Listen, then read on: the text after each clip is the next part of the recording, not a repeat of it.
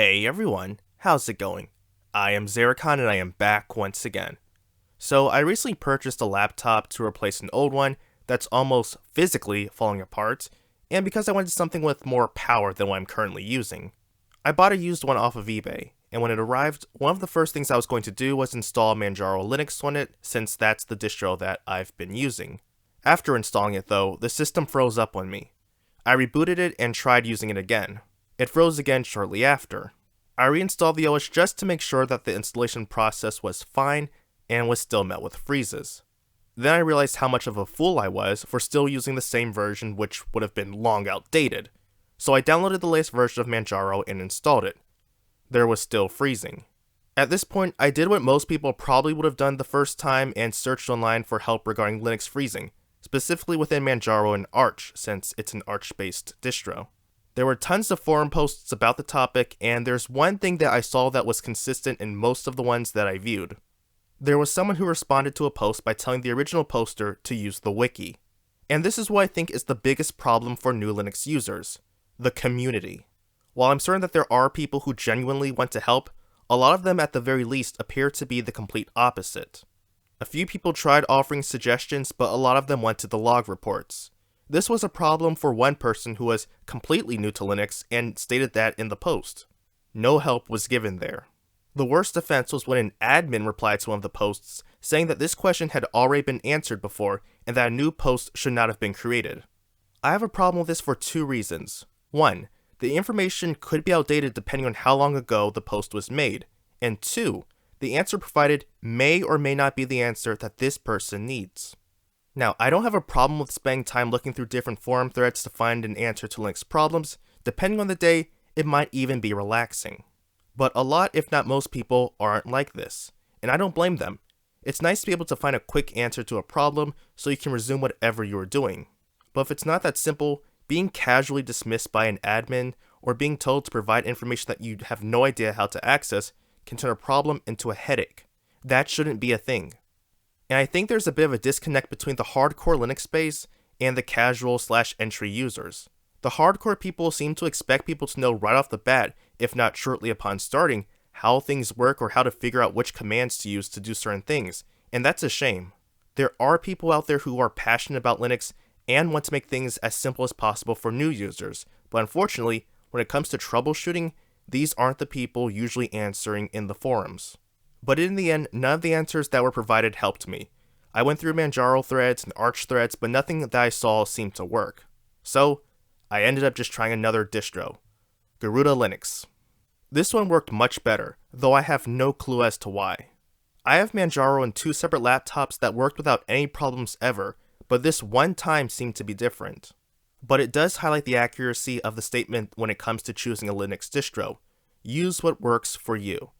While others or myself might recommend distros based on our experiences, use the one that you're comfortable with and does what you need it to. There is no right or wrong answer. And while I made this video to rant on what I think is the worst aspect of Linux, I do want to highlight people who use Linux and want people to be informed about how using it can be easier than people think. And while they aren't tutorial channels, they do have videos and reviews for installing Linux or using certain programs in Linux.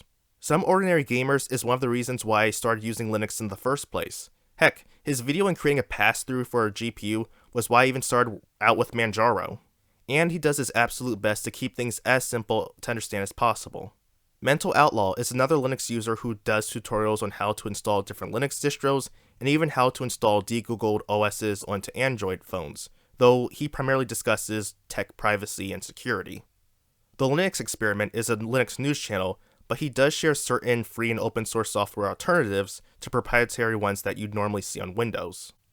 But while I think that the Linux community can be too demanding towards new users, I think that prospective Linux users make using it seem more complicated than it is. Unless you're a power user, chances are you'll rarely, if ever, have to use the terminal. A lot of programs can easily be downloaded and updated straight from the app stores. You don't need to worry about downloading them from the official website or feel like you need to open up the terminal to download something like Steam. Just open the store, search for what you want, and click download.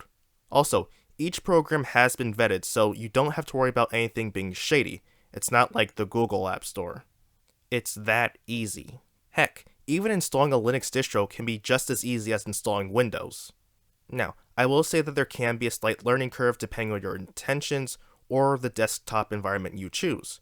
However, this is where prospective users make things seem more complicated than they are. If a Windows user uses Mac OS or vice versa, there will be new things to learn. They aren't the same thing.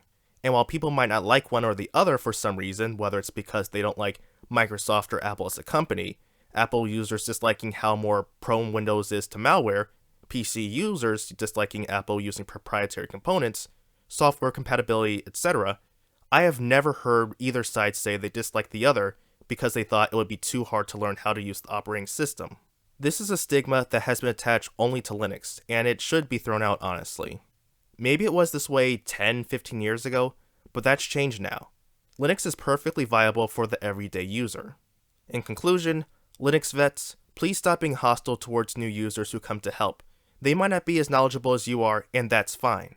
Their experience and reasons for using Linux might be different from yours. Besides, everyone starts from somewhere. And to anyone interested in Linux, don't be afraid of trying it out. It's probably not as hard as you think it is. I'm no tech whiz and I can use it simple enough. And as long as it isn't something like Arch, you can try whatever distro you're interested in before you install it, so there's no need to feel committed to a particular one before you even use it. But that will do it for today. Thank you very much for taking the time to watch this video, I really appreciate it. And I also sincerely apologize for my absence. I know it's been several months since I last made a video. Things have occurred, but the root of it all was just me being lazy. So I apologize. I'll try not to let this happen again. Hopefully there will be a new video within the next week or so. We'll see, but I do already know what I want to talk about. One last thing, I have a code available for the Steam version of Monster Hunter Rise in the description box below. It's via Humble Bundle, so I'm not certain if you need an account or not to access it. You can try to see if it works without one. So until next time everyone, I am Zeracon signing off. Have a good one.